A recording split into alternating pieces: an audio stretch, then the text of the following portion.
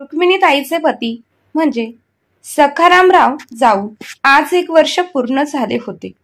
परंतु रुक्मिणीताईंच्या तिन्ही मुलांनी आणि सुनांनी आज कहर केला होता. घरात राहण्याची सासूची अडचण होत आहे म्हणून सुनांनीच नाही तर मुलांनी देखील त्यांच्या स्वतःच्या आईला म्हणजे रुक्मिणीला धक्केबुक्के मारून घराच्या बाहेर काढले. जेव्हा रुक्मिणीला त्यांच्या मुलांनी घराच्या बाहेर काढले, खरं तर तेव्हा त्यांना खूप वाईट वाटले आणि रडत स्वतःच्या घरातून अशी एक गोष्ट घेऊन त्या बाहेर निघाल्या की त्या गोष्टीमुळे त्यांच्या जीवनाचं सार्थक झालं आणि आयुष्याच्या शेवटी देखील त्याच गोष्टीमुळे देवाने त्यांना न्याय मिळवून देऊन आज गावचा पाटील देखील ज्या रुक्मिणीताईंना मानतो त्याच रुक्मिणीताई उच्च दर्जावरती पोचल्या आहेत. परंतु रुक्मिणीताई जाताना अशी कोणती गोष्ट घेऊन गेल्या होत्या त्यांच्यासोबत ती आपण कथेमध्ये पाहूया. सुनांनी घरातून बाहेर हाकललं हे काय थोडं झालं नाही, परंतु त्यावरती मुलांनी देखील मारलं. परंतु त्यांच्यावरती मी मात करून देवा तुला भेटायला आले, देवा तू माझ्यासोबत न्याय कर अशी प्रार्थना पांडुरंगाला करणाऱ्या रुक्मिणीताई होत्या. लग्न झाल्यापासून स्वतःच्या नवऱ्याला एकच अट घातली होती आणि एकच मागणं मागितलं होतं, मला तुम्ही देवदर्शनाला घेऊन चला. माझी इच्छा आहे आपण दोघांनी जोडीने देवदर्शनाला जायचं आणि त्या पांडुरंगाचे रूप डोळे भरून पाहायचं. एवढी एकच इच्छा पूर्ण जन्मामध्ये रुक्मिणीची होती. परंतु तिची ती इच्छा आयुष्याच्या शेवटी पूर्ण झाली. सोलापूरमध्ये राहणाऱ्या रुक्मिणीला तिच्या मुलांनी घरातून बाहेर हाकलवून लावलं. तेव्हा ती रेल्वे स्टेशनवरती राहू लागली आणि तिच्याजवळ एक गाई होती जिला ती पूर्ण दिवस चरायला न्यायची आणि मग तिचं दूध काढून स्वतःचे पोट भरायची. 3 वर्षामध्ये तिच्याजवळ 3 गायी झाल्या आणि तिने ठरवलं होतं की ह्या 3 गायींना विकून ती देवदर्शन करेल. जेव्हा मुलांना त्या गायींबद्दल समजलं तेव्हा त्यांच्या मनात लालसा निर्माण झाली आणि मग ते त्यांच्या आईला घेण्यासाठी आले. परंतु रुक्मिणी त्यांच्यासोबत गेली नाही. त्यानंतर दुसऱ्याच दिवशी तिच्या त्या 3 गायी चोरीला गेल्या. तेव्हा आजूबाजूच्या लोकांनी तिला पोलीस स्टेशनमध्ये तक्रार नोंदवायला सांगितली. तेव्हा रुक्मिणीताई रडत बोलू लागली की मी याची तक्रार देवाच्या न्यायालयात दाखल केली आहे.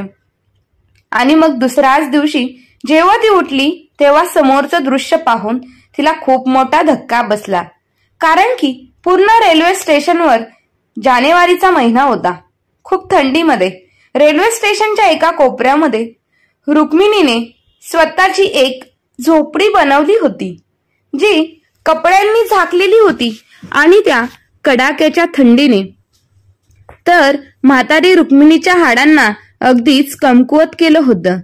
ती थंडीने थरथरत होती. जेव्हा ती थंडीने थरथरत होती, जेव्हा खूपच थंडी जास्त वाढू लागली तेव्हा ती थरथरत उभी राहिली. दोन्ही ओठ खूप वाईट पद्धतीने थरथरत होते. ती तिच्या अंथरुणावरती झोपून ती खूप वाईट पद्धतीने कुडकुडत होती. ठिकठिकाणी फाटलेली चादर तिची ती थंडी काही कमी करण्याचं नाव घेत नव्हती. झोपण्याचा प्रयत्न करत होती की इतक्यात तिच्या डोक्यावर एक विचार आला आणि मग तो विचार येताच रुक्मिणी लगेच उठून बसली आणि मग स्वतःशी बोलू लागली, अरे माझ्या 3 गायी ह्या थंडीमुळे मरून तर जाणार नाही ना. त्यामुळे तिने अंगावरची चादर व्यवस्थित केली आणि लगेच बाहेर जाऊ लागली. त्यावेळी तिने कडाक्याच्या थंडीची अजिबात पर्वा केली नाही. तिला तिच्या गायींची खूप जास्त काळजी वाटत होती. तिच्या त्या फाटलेल्या चादरीला अंगावर घेऊन ती हळूहळू पावलं टाकत झोपडीच्या बाहेर आली, जिथे एका बाजूला तिन्ही गायी एकमेकांना चिटकून बसल्या होत्या आणि थंडीमुळे थरथरत होत्या. तिने तिच्या त्या गायीवर तिची ती फाटलेली चादर अंथरली आणि त्या गायी देखील अगदी केविलवाण्या नजरेने एकटक रुक्मिणीकडे पाहत होत्या. गायीला तर तिने तिची चादर दिली होती, परंतु स्वतः मात्र थरथरू लागली. रुक्मिणीचं वय जवळपास 55च्या आसपास होतं आणि म्हातारपणामुळे तिची कंबर थोडी वाकली होती. परंतु तरी देखील हळूहळू चालत येऊन ती तिच्या अंथरुणावरती येऊन झोपली. खाली अंथरलेलं पांघरून तिने अंगावरती घेतलं, परंतु जमिनीचा गारवा तिला सहन होत नव्हता. पूर्ण रात्र रुक्मिणी थंडीने कुडकुडत होती. 1 मिनिट देखील तिच्या डोळ्याला डोळा लागला नाही. परंतु मनामध्ये इतकी हिंमत, इतकी ताकद होती की ती इतकी कडाक्याची थंडी देखील ती सहन करत होती. म्हणायची की यावर्षी तिन्ही गायींना विकून पैसे एकत्र करेन आणि मगच देवदर्शन करेन. विठ्ठलाचं दर्शन घेईन. मग ते दर्शन करताना मला जरी मरण आलं तरी चालेल. काही चिंता नाही, काही पर्वा नाही. रुक्मिणीला तिचा भूतकाळ आठवला. लहानपणापासून तर ते तरुणपण आणि तरुणपण ते म्हातारपण तिने फक्त आणि फक्त कठीण प्रसंगाचा सामना केला होता. असा एकही प्रसंग नव्हता तिथे तिला खूप जास्त आनंद मिळाला होता. ती जेव्हा लहान होती तेव्हा तिच्या घरात असलेल्या जनावरांना, गाई म्हशींना ती अगदी आनंदाने व्यवस्थित सांभाळायची. आईसोबत मिळूनच गाईचं शेण उचलायची आणि मग त्याच्या गोवाची थापायची. हे सगळं काम करत तिने तारुण्यात प्रवेश केला. जसा तिने तारुण्याचा उंबरठा ओरडला, तिच्या वडिलांनी लगेचच तिचं लग्न लावून दिलं. सासरचं वातावरण देखील तिला असंच मिळालं होतं. घरातल्या कामासोबतच ती गाई म्हशींचा देखील अगदी व्यवस्थित सांभाळ करायची. तिच्या नवऱ्याने जेव्हा तिला तिची इच्छा विचारली की सांग तुला काय आवडतं, मी तुला तेच आणून देईन. नवीन लग्न झालं होतं, त्यामुळे नवऱ्याला वाटलं की कदाचित ही काचेच्या बांगड्या किंवा केसात माळण्यासाठी गजरा मागेल आणि तो तिला अगदी आरामात आणून देईल आणि मग ती खूप खुश होईल. परंतु जी गोष्ट रुक्मिणीने मागितली ते ऐकून तिच्या नवऱ्याच्या चेहऱ्यावरचा रंग उडाला. ती बोलू लागली की मला देवदर्शन करायचं आहे, तुम्ही मला देवदर्शन घडून द्याल. रुक्मिणीचा नवरा सखाराम बोलू लागला, तुला माहित आहे ना की माझी कमाई इतकी नाही की ज्यातून मी तुला देवदर्शन घडवू शकेन. हा, पण मी तुला रोज थोडे थोडे पैसे देत जाईन. ते तू जमा करत जा आणि मग पुढे जाऊन जर ते पैसे साचले आणि देवाच्या मनात असेल तर आपल्याला देवदर्शन घडेल. त्याला आपल्या मनातलं चांगलं ठाऊक आहे, आपली कर्म ठाऊक आहेत. त्यावर रुक्मिणी बोलू लागली, मग याला तर खूप वर्ष जातील. अहो, असे कसे करता, मी म्हातारी होऊन जाईल. हे ऐकून सखाराम हसू लागला आणि बोलू लागला, मी तुला सांगतो, तू पैसे जमा कर आणि यातून एक गाय विकत घे. आपण त्या गायीवर खूप मेहनत घेऊ. जेव्हा ती चांगली तंदुरुस्त होईल तेव्हा आपण तिला एका चांगल्या किमतीमध्ये विकून टाकू. त्यातून तुला खूप चांगले पैसे मिळतील आणि मग त्यातून आपण देवदर्शन करू शकू. हे ऐकून रुक्मिणी ताई खूप खुश झाली. परंतु ह्या दिवसांमध्ये रुक्मिणी गरोदर राहिली. तरी देखील तिने पैसे जमा करून एक गाय विकत घेतली. ज्या प्रकारे तिच्या पोटामध्ये बाळ वाढत होतं त्याच प्रकारे गाय देखील मोठी होत होती. तिने तिच्या मुलासोबतच गायीची देखील खूप काळजी घेतली. मूल जन्माला आल्यानंतर ती गायीची खूप काळजी घ्यायची. परंतु मोठा मुलगा खूपच अशक्त जन्माला आला होता. एके दिवशी त्याला निमोनिया झाला आणि गावामध्ये त्याच्यावर काहीही इलाज झाला नव्हता.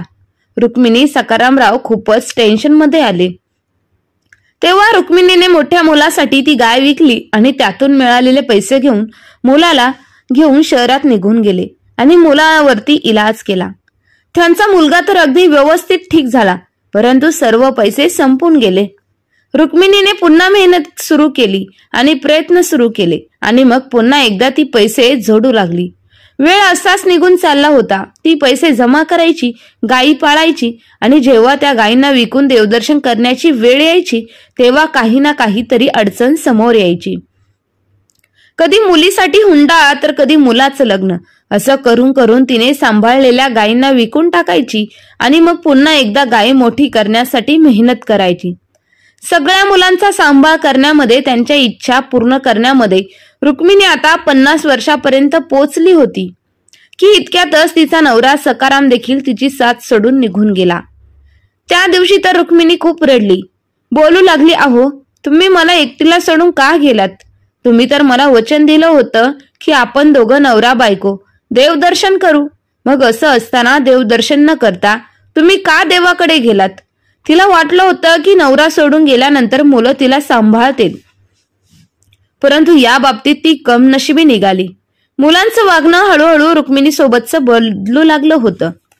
पहिल्यांदा तर रुक्मिणीला जाणून बुजून एका फालतू खोलीमध्ये टाकलं गेलं, जिथे घरातलं बिनउपयोगी सामान ठेवलं गेलं होतं. तिथेच तिचं अंथरूण टाकलं गेलं. मुलं बोलू लागले, आई तू आता म्हातारी झाली आहेस, इतकी मोठी खोली तुला कशाला पाहिजे? आमची मुलं आता एकाच खोलीत झोपू शकत नाही.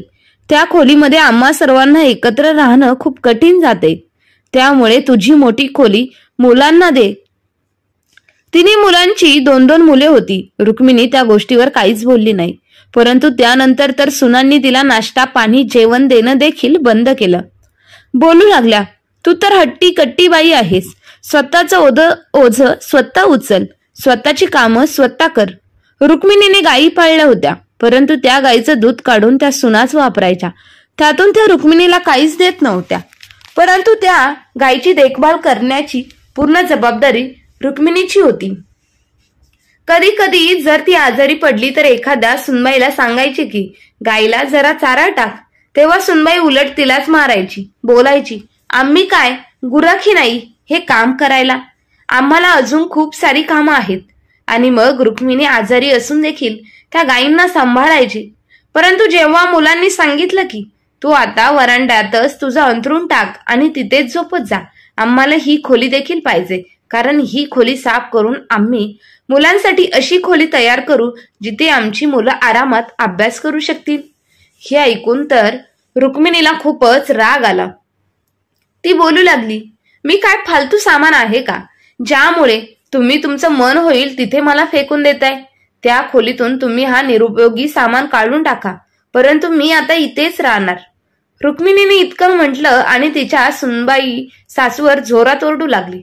मुलं देखील ओरडू लागले. भांडणच खूप वाढलं. तेव्हा तिन्ही मुलांनी धक्के मारून आईला घरातून बाहेर हाकलून लावलं. सोबतच त्या गायीला देखील रुक्मिणीकडे दिलं.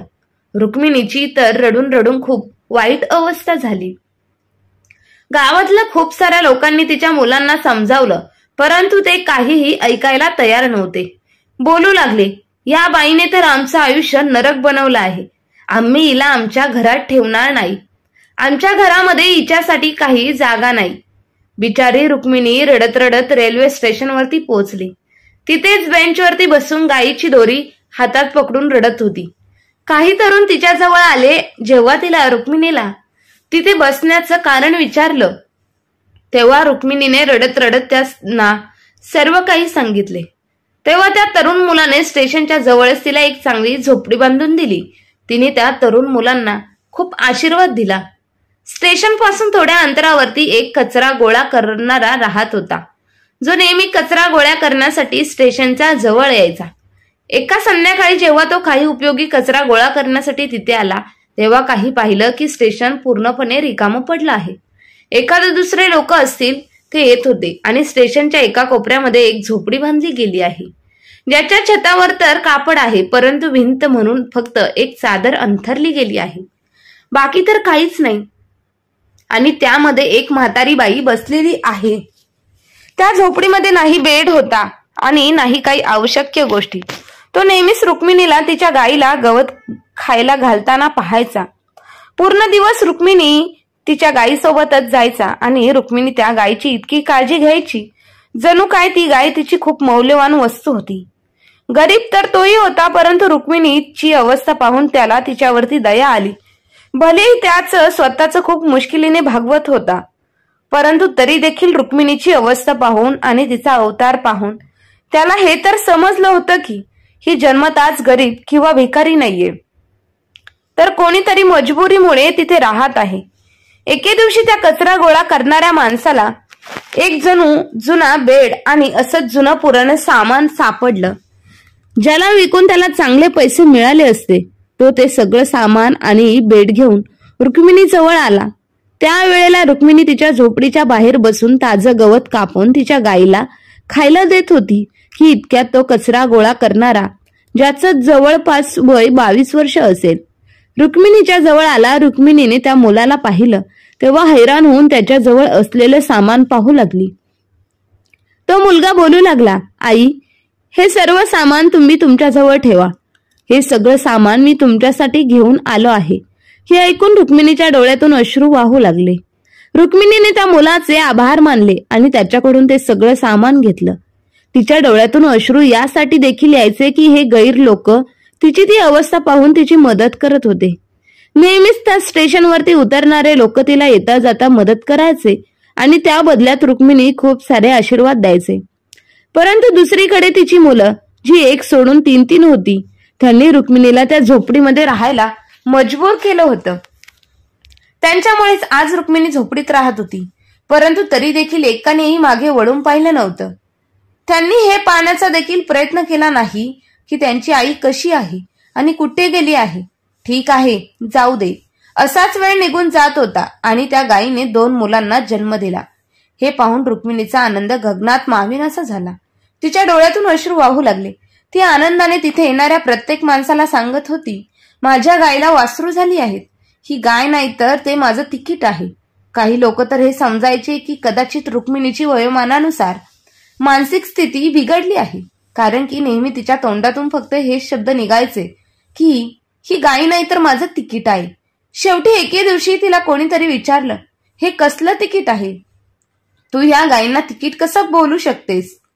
हे ऐकून रुक्मिणीताई बोलू लागली, तुला नाही समजणार. माझ्या नवऱ्याने मला सांगितलं होतं की तू गायींचा सांभाळ करून त्यांना मोठं कर आणि मग त्यांना विकून तुला जे पैसे मिळतील त्यातून तू देवदर्शन कर. म्हणूनच मी म्हणते की या गायी नाही तर माझं देवदर्शन करण्याचं तिकीट आहे. हे ऐकून तर लोक तिच्याकडे आश्चर्याने पाहायचे. ती नाही कोणासोबत अशीच काही पण वायफळ गप्पा गोष्टी करायची आणि नाही तिची रडकी कहाणी सांगायची. उलट नेहमी चेहऱ्यावरती हसू आणून, आनंद आणून प्रत्येकासोबत अगदी व्यवस्थित आनंदाने बोलायची. आजपर्यंत रुक्मिणीला स्वतःसाठी काम करताना पाहिलं नव्हतं. आजपर्यंत कोणीही रुक्मिणीला स्वतःसाठी एखादी जोखीम उचलताना किंवा स्वतःसाठी काम करताना पाहिलं नव्हतं. ती नेहमी प्रत्येक वेळेला त्या गायीसाठीच काम करायची, त्या गायींचा सांभाळ करायची आणि आता तिच्या त्या गायीला आणि तिच्या वासरांना ती सांभाळत राहायची. कधी ताजं गवत आणून द्यायची तर कधी कोणतीही जुडीबुटी दुरून जाऊन आणायची आणि त्यांना खायला द्यायची आणि मग गायीचं दूध विकूनच ती स्वतःचा उदरनिर्वाह करायची. माहित नाही कसली बरकत होती की मोठ्या मोठ्या जमीनदारांची, मोठ्या मोठ्या श्रीमंत लोकांच्या देखील गायी ह्या प्रकारे धुष्टपुष्ट होत नव्हत्या. तितक्या धुष्टपुष्ट तंदुरुस्त गायी रुक्मिणीच्या होत्या. एके दिवशी त्याच गावचा पाटील स्टेशनवरती आला होता. जेव्हा त्याला रुक्मिणीच्या गायी तिथे गवत खाताना दिसल्या, अशा दष्टपुष्ट तंदुरुस्त गायी तर पाटलाने कोणाकडेही पाहिल्या नव्हत्या. जवळ उभा असणारा माणूस बोलू लागला की ह्या गायी रुक्मिणी नावाच्या महिलेचे आहेत, जी त्या झोपडीमध्ये राहते. हे ऐकून त्या पाटलांच्या मनामध्ये लालसा निर्माण झाली. तो चालत चालत त्या झोपडीजवळ आला. तिथे रुक्मिणी रडत होती. रुक्मिणीने झोपडीच्या बाहेर लोकांचा आवाज ऐकला. तेव्हा लगेच डोक्यावर पदर घेऊन बाहेर आली. पाहिलं तर गावचा पाटील उभा होता. बोलू लागला, ह्या गायी तुमच्या आहेत. तेव्हा रुक्मिणीने लगेच होकारार्थी मान हलवली. ती खूप घाबरत होती, कारण की समोर गावचा पाटील बोलू लागला, खूप चांगल्या गायी आहेत. जर तुझी इच्छा असेल तर मी तुला या बदल्यात पैसे देऊ शकतो. तू या झोपडीतून बाहेर निघ, एका चांगल्या पक्क्या घरात राहू शकतेस. हे ऐकून रुक्मिणीने एक नजर पाटलाकडे टाकली. पाटील त्याच्या कपाळावर आठ्या आणत बोलू लागला की माझी अशी इच्छा आहे की तू ह्या गायी माझ्या गोठ्यात आणून सोड. माझा स्वतःचा व्यवसाय आहे. मी दूध विकतो. तुझ्या गायी देखील माझ्याजवळ ठेव. मी त्यांना चांगलं खायला देईन, त्यांचं दूध विकेन आणि त्यातून जे काही पैसे मिळतील ते मी तुला आणून देईल. या प्रकारे तुझ्या गायी तुला मालामाल करून टाकतील.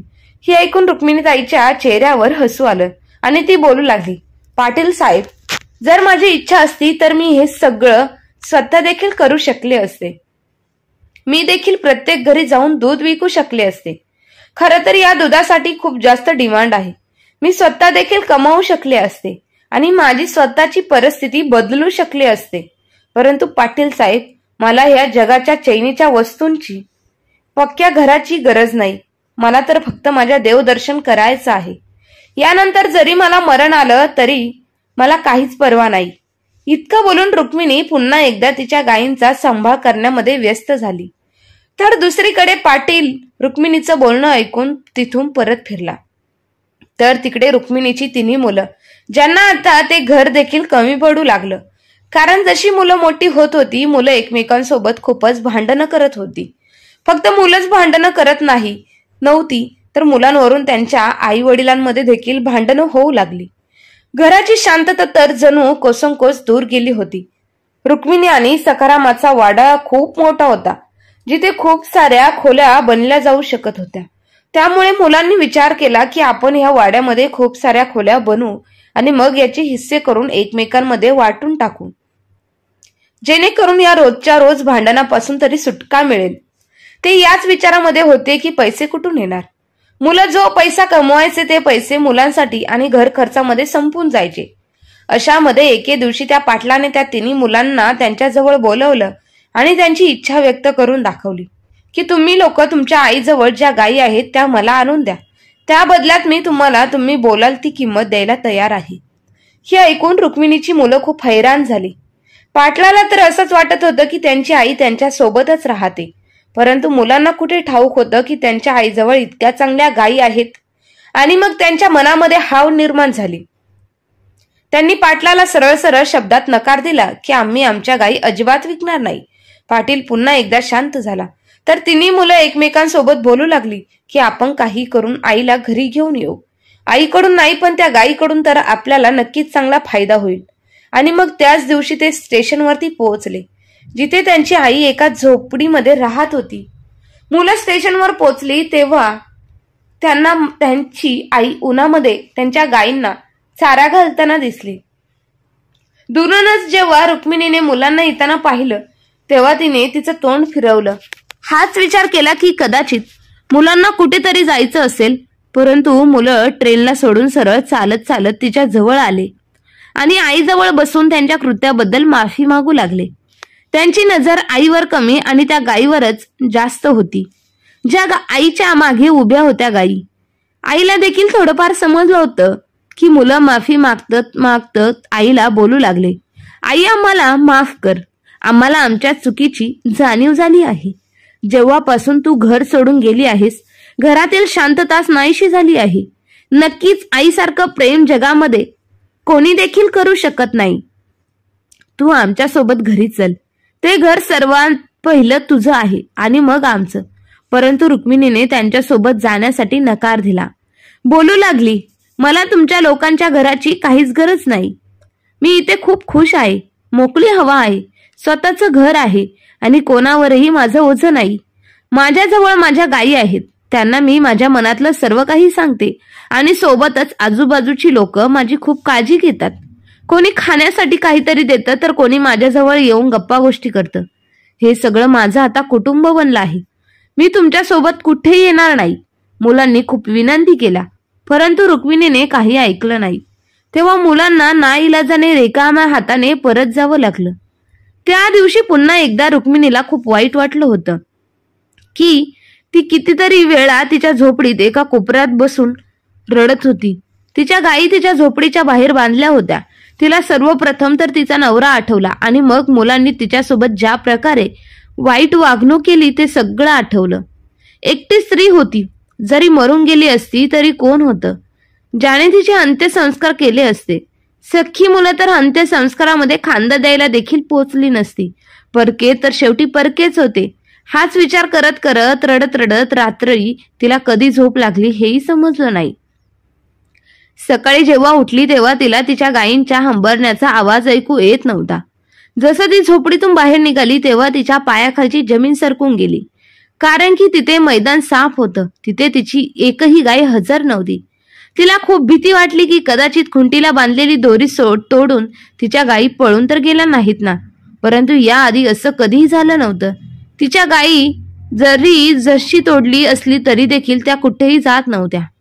त्या गायी रुक्मिणी सोबतच खूप एकनिष्ठ राहत होत्या. ती एकदम टाकत इकडे तिकडे गायींना शोधत होती. इतकंच काय तर तिने संपूर्ण स्टेशन शोधून काढलं, परंतु तिच्या गायी कुठेही नव्हत्या. ती तर अगदी रडू लागली. तिला रडताना पाहून स्टेशनवर उभी असलेली लोक तिच्या जवळ येऊ लागले. ती रडत रडत गायींबद्दल सर्वांना सांगू लागली. तेव्हा प्रत्येकाला रुक्मिणीसाठी खूप वाईट वाटलं. सगळेजण तिच्या गायीला शोधू लागले, परंतु तिच्या गायी कुठेही सापडल्या नाहीत. काही लोक तिच्या जवळ आले आणि बोलू लागले, आई तू पोलीस स्टेशनमध्ये तक्रार कर, कदाचित तुझ्या गायी सापडतील, चोर पकडले जातील. परंतु रुक्मिणीने रडत रडत बोलू लागली, नाही, मी माझी तक्रार देवाच्या न्यायालयात दाखल केली आहे. त्या गायी म्हणजे माझा देवदर्शनाचं तिकीट होतं. चोरी झालंय तर ते माझ्या देवदर्शनाचं तिकीट चोरी झाले. आता देवच मला माझं तिकीट परत देईल. रुक्मिणीची ही खडबड इतक्या लांबपर्यंत पसरली होती की लोक तिला भेटायला येऊ लागली. प्रत्येक जण हाच प्रयत्न करत होता की कसंही करून रुक्मिणीच्या त्या गायी सापडतील. रुक्मिणीला तर तिचं आयुष्य आता रिकामं वाटू लागलं. तिने तिच्या झोपडीत बसून रडून रडून तिची अवस्था खूपच वाईट केली होती.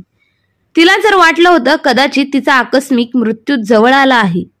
ती आता मेल्यानंतर देवाला दर्शन द्यायला भेटेल. देवदर्शन करणं तर जणू काय तिच्या नशिबातच नव्हतं. परंतु दुसऱ्या सकाळी जेव्हा ती उठली तेव्हा तिला खूप तिच्या झोपडीच्या बाहेर बसून मोठमोठी लोक बसून रुक्मिणीच्या उठण्याची वाट पाहत होते. रुक्मिणी घाबरत बाहेर आली आणि बोलू लागली, माझ्या गायी सापडल्या का? तुम्ही माझ्या गायींना शोधून आणलं आहे का? हे ऐकून त्या लोकांनी पुढे जाऊन रुक्मिणीच्या डोक्यावरती हात ठेवला आणि मग त्यांच्या खिशातून पैसे काढून रुक्मिणीच्या हातात दिले आणि बोलू लागले, रुक्मिणी ताई, नाही, ही भीक आहे आणि नाही तुझ्यावर उपकार आहे आणि नाही तुझ्यावरती दया येऊन आम्ही तुला हे पैसे देत आहोत. उलट तू असं समज की हे तुझ्या देवदर्शन करण्याचं तिकीट आहे. आम्ही तुला आमच्या पैशाने देवदर्शन घडू. तू जे चांगलं काम केलं आहेस ते सगळं देवाला ठाऊक आहे. ज्या प्रकारे तू तुझ्या गायींचा सांभाळ करत होती ते देखील देवाला चांगलं ठाऊक आहे. परंतु हे आता आमचं कर्तव्य आहे की आम्ही रुक्मिणीला देवदर्शन घडवू. हे ऐकून रुक्मिणी रडू लागली. तिच्या तोंडातून एक काही शब्दही निघत नव्हता. कितीतरी वेळ हुंदके देत रडत होती. तिने ते पैसे परत करण्याचा देखील विचार केला. परंतु ते लोक बोलू लागले की अजिबात नाही, तुम्ही हे पैसे घ्या आणि जाऊन देवदर्शन करा. वेळेचा काही भरोसा नाही. कमीत कमी मरताना तू मनामध्ये हीच इच्छा ठेवून तर जाणार नाहीस की देवदर्शन केलं नाहीस. आम्ही सर्वांनी मिळून हे पैसे तुझ्यासाठी गोळा केले आहेत. रुक्मिणी हसू लागली आणि बोलू लागली, तुम्हा लोकांचे खूप उपकार आहेत. माझा देव माझ्यासोबत न्याय नक्की करेल. मला न्याय नक्की मिळेल. आणि मग रुक्मिणी 1 आठवड्यानंतर देवदर्शन करण्यासाठी निघून गेली. कदाचित तो तिच्या आयुष्यातला खूप सुंदर क्षण होता. पूर्ण गावामध्ये रुक्मिणीताईची चर्चा होती. तिची तर इच्छा होती की विठ्ठलाचे दर्शन घेऊन तिचे डोळे कायमचे बंद व्हावे आणि तिचे त्याच पवित्र भूमीत अंत्यसंस्कार व्हावेत. तिची इच्छा अशी होती की ते शब्दात सांगणं कठीण होतं. देवदर्शन केल्यानंतर जेव्हा ती पुन्हा परत आली तेव्हा गावातील लोक फुलांचे हार घेऊन तिच्या स्वागतासाठी उभे होते. सर्व लोक तिला घेऊन स्टेशनवरती पोहोचले तेव्हा रुक्मिणीला खूप मोठा धक्का बसला. कारण की तिच्या तिन्ही गायी तिच्या झोपडीच्या बाहेर बांधल्या गेल्या होत्या, ज्या प्रकारे आधी बांधलेल्या गायी असायच्या. ती हैराण होऊन लोकांचा चेहरा पाहायची आणि मग त्या गायींना पाहायची. ती धावत धावत त्या गायींजवळ गेली आणि त्यांना मिठी मारू लागली. बोलू लागली, या गायी कुठून आल्या आहेत? त्या तर चोरी झाल्या होत्या. तेव्हा गावचा पाटील अचानक पुढे आला आणि रडत रडत डोक्यावरचा फेटा काढून रुक्मिणीच्या पायाजवळ ठेवला आणि रडत बोलू लागला, आई, मला माफ कर. मी खूप मोठी चूक केली. तुझ्या गायींना पाहून मनोमन एक वेगळ्याच प्रकारची हाव निर्माण झाली. त्यामुळेच मी रात्रीच्या वेळी तुझ्या गायी चोरल्या. परंतु त्या रात्रीनंतर मी एक रात्र देखील शांतपणे झोपू शकलो नाही. माझ्या गोठ्यात असलेल्या सगळ्या गायी आजारी पडून मेल्या. माझं आता काही शिल्लक राहिलं नाही. लाखोंचं नुकसान झालं आहे. तेव्हा मला अंदाज आला की मी किती मोठी चूक केली आहे. या गायी तुझी अमानत आहे आणि मी तुला त्या परत करत आहे. मला फक्त शिव्याशाप देऊ नकोस. हे ऐकून रुक्मिणी काहीच बोलली नाही. उलट आपल्या डोळ्यात आलेले अश्रू साफ केले आणि पाटलाला माफ केले. कारण त्याच्या कृत्याची शिक्षा मिळाली होती. नक्कीच जेव्हा आपण आपली तक्रार देवाच्या न्यायालयात दाखल करतो तेव्हा तो अशा प्रकारे न्याय करतो की कोणालाही कानोकान खबरही होत नाही आणि सगळं काही दाखल करतो. तेव्हा तो अशा प्रकारे न्याय करतो की कोणालाही कोणतीही खबर लागली नाही आणि सगळं व्यवस्थित होतं. आणि मग आपल्याला त्याचे आभार मानण्यासाठी तो मजबूर करतो. तर मित्रांनो, जर तुम्हाला कथा आवडली असेल तर व्हिडिओला लाईक करा आणि अशा छान छान कथा पाहण्यासाठी आपल्या चॅनलला सबस्क्राईब करा. धन्यवाद.